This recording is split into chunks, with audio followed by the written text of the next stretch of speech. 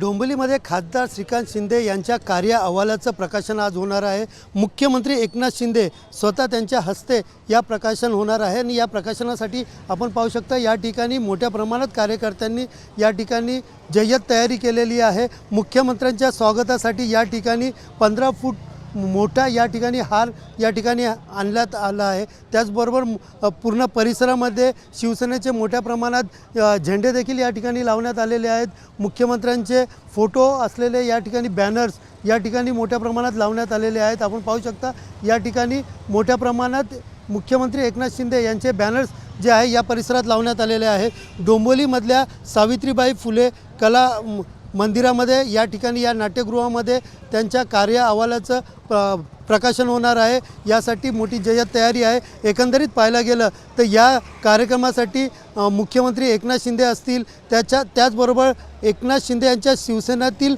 अनेक मोठे नेते या ठिकाणी येणार आहेत। तर त्याचबरोबर भाजपकडून सार्वजनिक बांधकाम मंत्री रवींद्र चव्हाण असतील, त्याचबरोबर मनसेचे देखील आमदार या ठिकाणी राजू पाटील या ठिकाणी उपस्थित राहणार आहेत। एकंदरीत गेल्या काही दिवसापासून विरोधकाकडनं विकास काय झाला अशी टीका केली जाते, ते मात्र यांच्या अजेंड्यामध्ये नेमकं 10 वर्षात काय विकास केला याचा लेखाजोखा समोर मांडण्यात येणार आहे।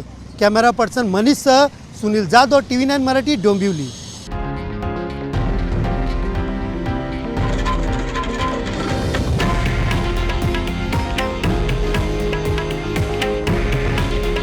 हे आहे देशातील नंबर 1 न्यूज नेटवर्क आणि आपण पाहत आहात TV9 मराठी।